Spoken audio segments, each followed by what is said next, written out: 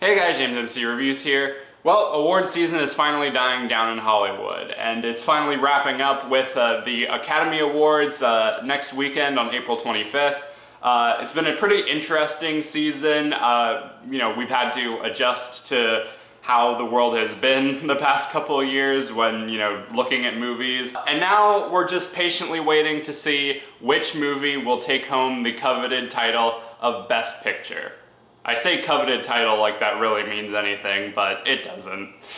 And because I hate myself, I decided to give myself a little pet project to watch every single Best Picture nominee for this year. But unfortunately, because of schoolwork and actual work and me preparing to move home for the summer, I don't have the time to do multiple different videos, so you know what that means. Yep, it's been a while since I've done one of these, but we're doing the first Ketchup review of 2021. I'm gonna be going over every single Best Picture nominee in the order that I have them on my phone here, and I'm gonna be giving you my honest opinions on all of them. Starting off, Promising Young Woman. This was a movie that I saw pretty late last year, but I purposefully delayed my best of the year list because I loved it so much and I wanted to give it the number 3 spot. Basically, if you haven't seen it already, this girl, Cassie, played by Carey Mulligan, she goes around to like different clubs and bars, pretends to get drunk, and she waits for, a kindly young man to escort her home, and she basically counts down all of the times where the guy ends up being, a predator. When I first saw the trailers for this movie, I thought that that's just what it was going to be, but the more the movie kept going and you realize what her motivations for doing this are, it starts to expand into a greater, mystery. And basically overall, this movie was one of the most mind-fucky movies that I've seen in a while. The whole time I was on the edge of my seat watching this. Both me and my girlfriend were sitting there just with our eyes glued to the screen. We were so invested. Every time another piece of the puzzle would get revealed, we would just be like, oh no, no. When we realized what Cassie's motivations are, that she's doing this to avenge her sister who was taken advantage of at a drunken party and killed herself, it starts to get really intense, and it keeps you guessing. It doesn't pull any punches. I think Carey Mulligan was a fantastic choice for the lead role.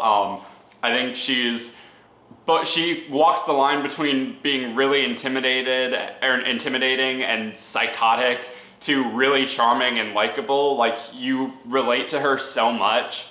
Bo Burnham is also just hilarious and amazing in anything that he does, and seriously, that guy needs to direct and star in more movies because he is just awesome. I thought the screenplay and the directing by Emerald Fennell was some of the best of this year. I really liked the production design. I love kind of the irony of this really dark and twisted story taking place in a really bright pastel colored world, and everything looks kind of symmetrical, almost like a Wes Anderson movie. I found out really quickly afterwards that a lot of people were kind of split on the ending. Some people really loved it and thought it worked perfectly.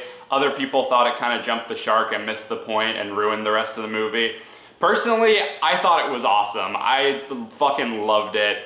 I mean, yeah, there's the whole logical question of how did she plan all of this stuff out perfectly?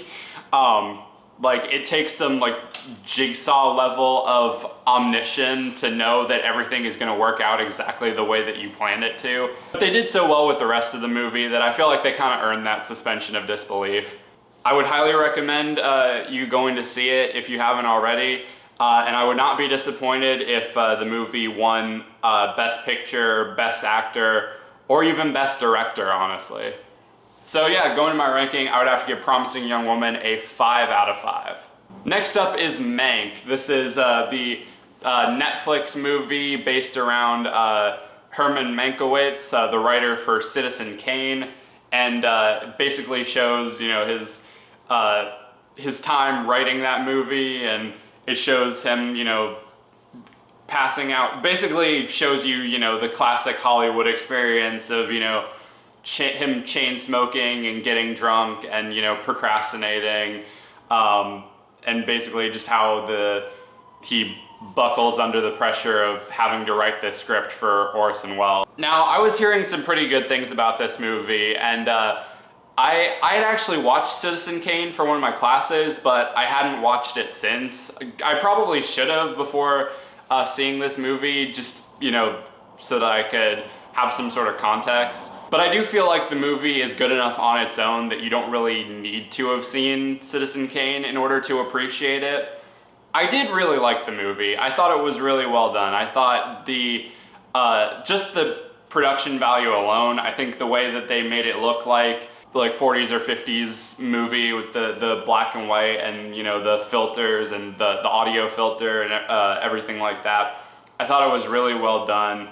I feel like you could watch this back to back with Citizen Kane, and I mean, you could tell a little bit of the difference, obviously, because, you know, Amanda Seyfried wasn't alive back then, and the camera quality looks a little bit cleaner in Mank, but still, they got the aesthetic pretty damn close, and I do really like that. I thought the acting across the board was pretty good.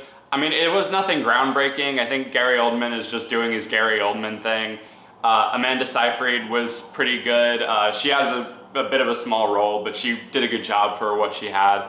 I thought the first act of the movie was really, really strong. I thought, like, the whole time they're showing, you know, them on, you know, the studio lot and showing, like, them filming something for some other movie and, you know, talking with executives and producers and showing the writing process and everything. I thought that was probably the strongest part, and I think, you know, speaking as a film student, I think a lot of film students are gonna really gravitate towards this movie, at least the first half, you know, because it shows off a nice bit of old Hollywood, and it shows a nice bit of film history and what productions were like back then. But then it gets into the second half of the movie where it kind of, you know, the production stuff is still there, but it kind of takes a backseat to this, you know, political commentary.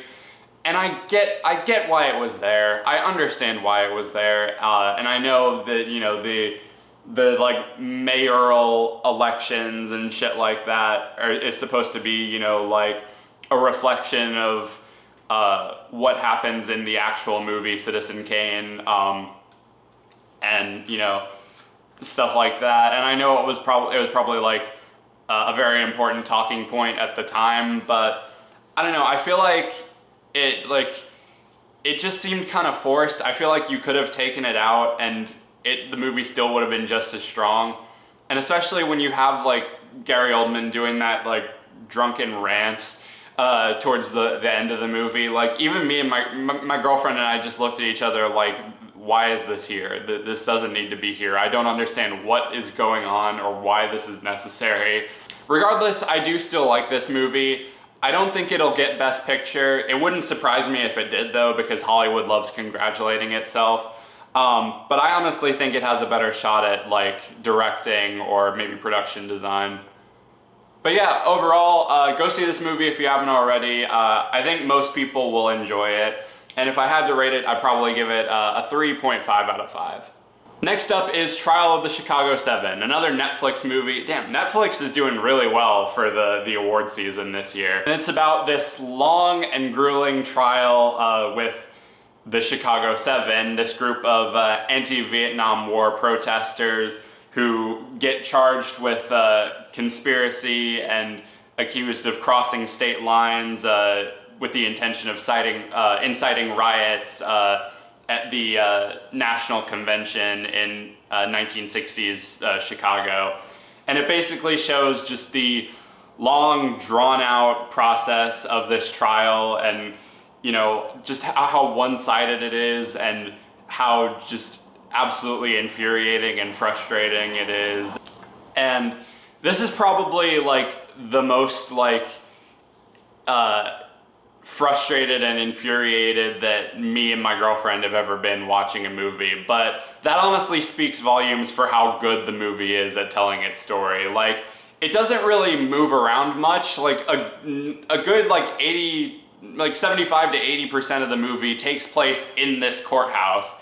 And like, it almost feels like it could have been done as like a stage play or something, it only moves around like slightly when it's doing stuff like this, the scene with the riots and some of the other like locations, like the Black Panther headquarters, or you know, some of the other like protest spots and stuff like that.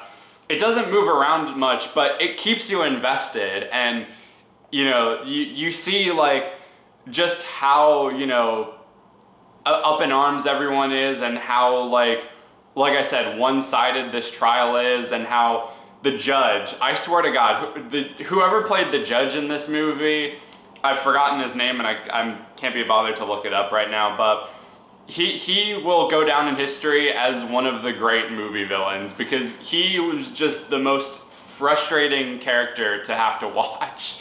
Like, him, like, refusing to listen to anything that these guys are saying, how he refuses to acknowledge Bobby Seale, and the fact that he is in a court arguing his case without an attorney, and he just refuses to acknowledge him. And when he tries to make a fuss about it, he like goes in and like has them like hog tie him and like gag him on a chair and shit like that. Like, this is a really tough movie to watch, especially after, you know, recent events. The performances all across the board were really fantastic. I think the standouts were, I think Eddie Redmayne and Sacha Baron Cohen. I thought they were probably my favorites. And of course the judge. And yeah, I thought it was a very powerful movie. It's definitely gonna be like, I don't know if crowd pleaser is the right word, because I don't know if you come out of this movie really like uplifted or, you know, happy, but it will definitely, you know, get people to listen and get people to wake up and stuff like that. So I really enjoyed it. I would not be upset if this movie gets Best Picture, and if I had to rate it, I'd probably give it a 5 out of 5. Next up is Nomadland. This is directed by Chloe Zhao, the director of the Eternals movie. It's about this woman played by Frances McDormand, who has kind of lost everything. Like, she's lost her husband, I think her house gets foreclosed, and she's kind of just down on her luck, so she decides to, you know, get in her van, pack everything up, and just live off the land as a modern day nomad. And we see just kind of that lifestyle taking place, and, you know, her having to like bounce from different like industrial jobs and like working in like Amazon like warehouses, and we see some of the like friends that she meets along the way, and it's basically just, you know, a serene kind of emotional journey that we see this woman go on as she tries to like find peace with herself. A lot of people seem to be very split on this movie. I really liked it. I will admit it's not perfect, but I do think that it was really well directed. I thought the cinematography was really gorgeous. Some of the like silhouettes and just the colors in certain scenes were really nice. I thought Frances McDormand's performance was really good. She has a lot of great standout moments in this movie. And I thought the journey that we see her go on, you know, is a very emotional one, and it gets you invested. The one problems I would say is the movie is very long and drawn out and kind of boring. And I get that's kind of the intention. Like, it, you know, the nomad lifestyle is not some sort of, you know, lavish, like exciting thing to watch. And it's supposed to be a lot more of a slower paced story. But there was some points during this movie where I was kind of like nodding off or checking my phone or going to do other stuff. And there were a lot of times where the movie probably could have ended a bit early. Another thing that I do kind of agree with is like the movie doesn't really have a clear message by this movie. Like, you know, whether it's the movie, the movie can't tell if it wants to just educate on this type of lifestyle, show the benefits of the lifestyle and how it can, you know, improve a person, or show kind of the damaging effects and how these people are kind of broken and need to be helped. But overall, I thought it was a good movie. I thought it was really solid. I think it'll definitely pick up Best Directing. Maybe even Best Performance. I wouldn't be, even though I want Carey Mulligan to win, I don't think that I wouldn't be disappointed if Frances McDormand got it as well. But yeah, solid movie, and I would give it a 4 out of 5. Next up is The Father. This one, I'm just gonna say it, this is probably my favorite of this group. And I know some people will probably disagree with me, but this one hits on a kind of personal level. Basically, if you haven't seen this movie, the story is we see Anthony Hopkins as this old guy who is suffering from dementia, and we see his daughter, played by Olivia Colman, who is trying to, you know, convince him to like go into, you know, a home so that he can get like better care, because he's kind of, he's kind of going crazy, and he's, you know, losing himself, and he's constantly forgetting where he is and who everyone is, and he's like lashing out at his daughter, but he insists on, you know, arguing for his independence, and you know, the fact that, you know, oh, I'll leave this flat when I'm, you know, dead and buried, and you know, we just kind of see him slowly descend into madness as, you know, his mental state starts to deteriorate. This one was a tough one. This one was definitely a tough one to watch, because I could see my own grandparents in Anthony Hopkins' character.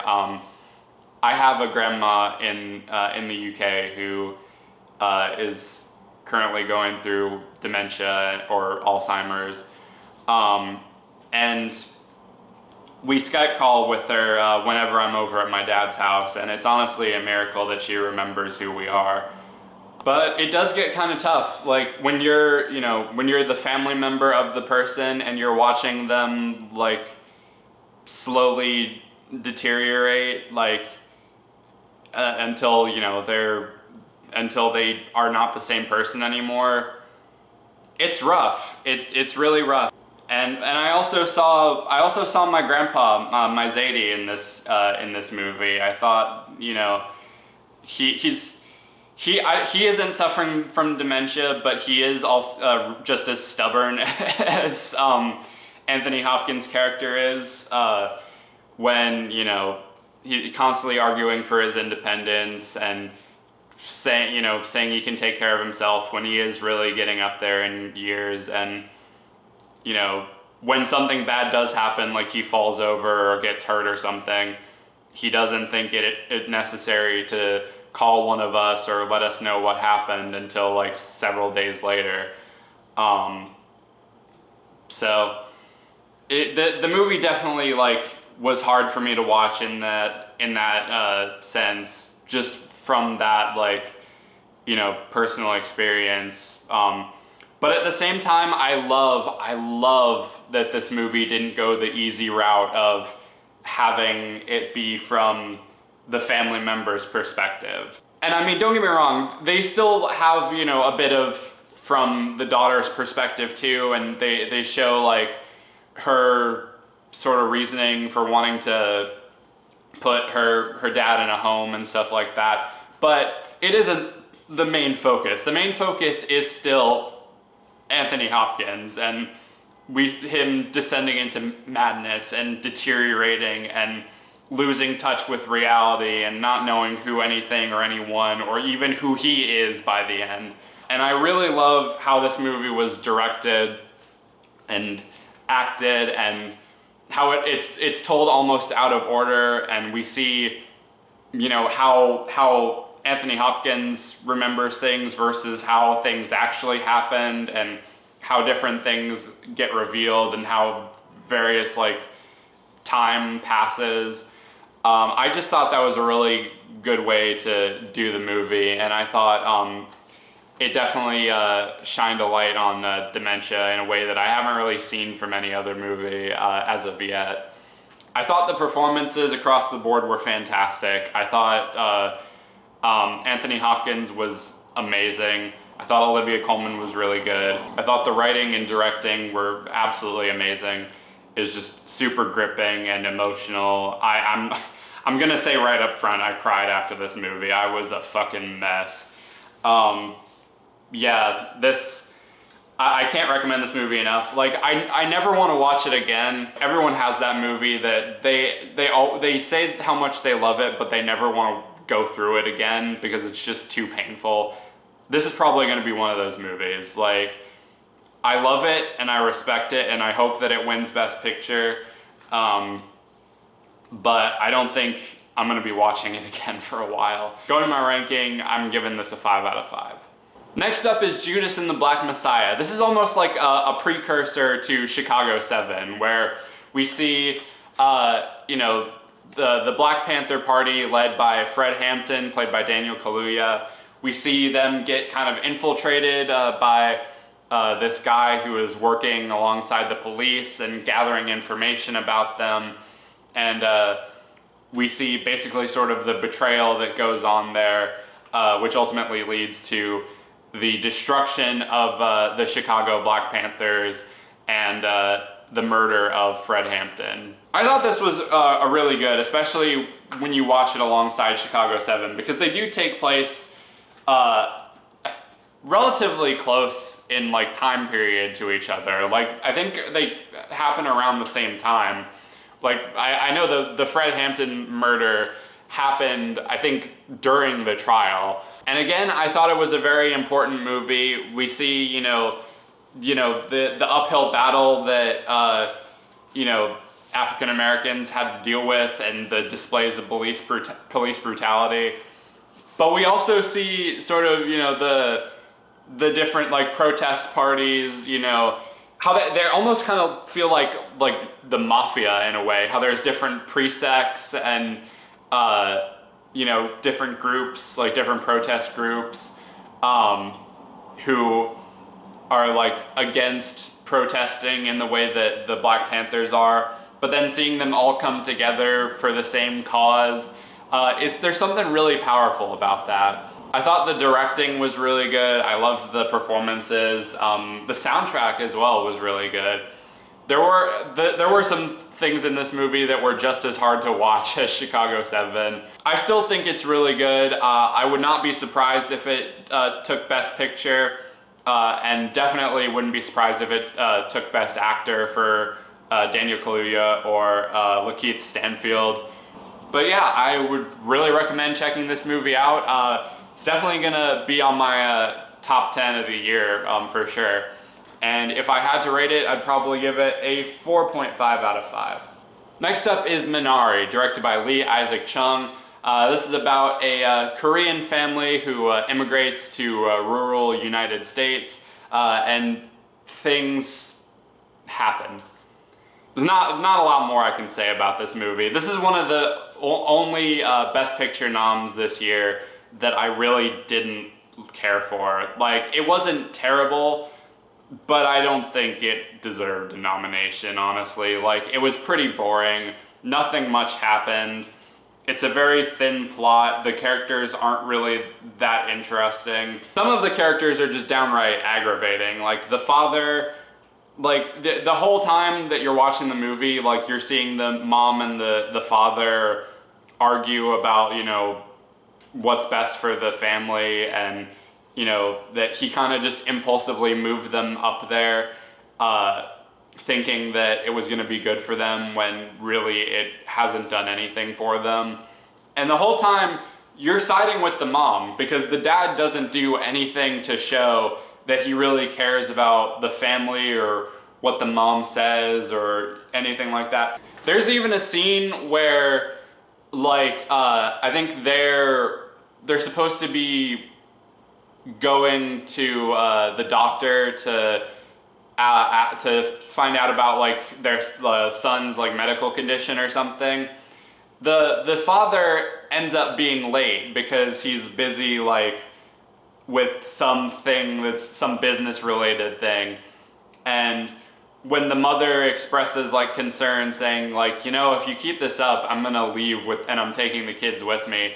The father's just okay with it. He's like, yeah, sure, go ahead. Like, what the fuck, man? I thought the kids were pretty annoying and didn't really do anything. The only likable character was the grandma. I thought she was really funny. But other than that, this movie was pretty dull and I didn't like it. If I had to rate it, I'd probably give it like a 3 out of 5 if I'm being really nice. And last but not least is The Sound of Metal. This movie stars Riz Ahmed from the Venom movie. It's about this guy who's in a heavy metal band who starts to go deaf, and at first, you know, because he wants to keep playing music and making money and living on the road with his girlfriend, he tries to like ignore it and fight it and stay strong and everything, but ultimately he caves in when his girlfriend basically makes him go to this like this camp or this retreat for, you know, not just deaf people, but also for recovering addicts, because, you know, we also see him drinking and like heavy smoking and stuff like that. So she sends him there basically so that he can heal and basically come to terms with, you know, his disability. But he is going there like with the intention of just waiting out a procedure that he thinks is going to fix his hearing. And when he finally does, he realizes that he's made a huge mistake and it hasn't improved his hearing. It just gives him the illusion that his hearing is still working. And basically, the movie ends with him just coming to, you know, come to terms with it and be at peace with himself. And I thought the movie was really good. I was a little concerned. I didn't see a trailer for this. I went in kind of blind. I was a little concerned just like when the movie started, when it was showing like the heavy metal music and like the editing and stuff like that. I was kind of concerned that the whole movie was going to be like that. But once it got into the main plot, I started to really get invested. I think Riz Ahmed's character is really likable and sympathetic. You feel this guy's frustration and, you know, his pain and everything, and you want to see him get better and, you know, be at peace with himself. I thought that his journey throughout the movie was really engaging, and I think the performance was really well done. I thought the sound design is where the movie really shines, though. I think not since A Quiet Place have I seen a movie that, you know, illustrates the importance of like silence as much as this one has. Like, I really love, you know, just the uniqueness of the sound editing in this movie. Like how some of it is like from his point of view where you're barely hearing anything. When he puts the like hearing aids on, it's whenever it is from his point of view, you hear it really like staticky and shit like that. I think it would have been a really ballsy move if the whole movie was just, you heard it from his point of view, but then it wouldn't be very accessible to mainstream audiences. And I feel like, you know, when you're making a movie like this, you gotta think about like the bigger picture. But yeah, overall, really solid movie. I don't think it's gonna win Best Picture, but I wouldn't be surprised if Riz Ahmed walked away with Best Actor, and if it's nominated for Best Sound Mixing or Sound Editing, I definitely think it's got a shot at that. So go see this movie if you haven't already. I believe it's on Amazon Prime, so if you don't feel comfortable going to a theater, you can watch it there. And if I had to rate it, I'd probably give it a 4 out of 5. So those are all the Best Picture nominees for this year's Oscars. And I know there were several snubs that should have easily been included in this list. Da 5 Bloods could have easily gotten a Best Picture nom, as well as a Best Actor nomination. Kajillionaire, I feel like should have gotten a screenplay nomination because I felt like that was one of the best screenplays of the year. Sonic the Hedgehog for Best Visual Effects. I mean, come on. But I feel like this was a really solid list and a really solid year for movies, and I think as long as they're picking the movie that was legitimately the best in terms of overall quality, and not just for political reasons, then we should be fine. But anyway, let me know down in the comments, what are your picks for the Best Picture? What do you think of all these movies? What are some snubs that you think should have been included? Let me know all that stuff down in the comments. I'll be back Friday with a TV log for Falcon and the Winter Soldier episode 5, so stay tuned for that. But until then, be sure to like, subscribe, ring the notification bell so you can stay up to date on when I'm posting. Follow me on all my social media, subscribe to my main channel, all that stuff will be in the description. Thank you guys again for watching, and I'll see you later.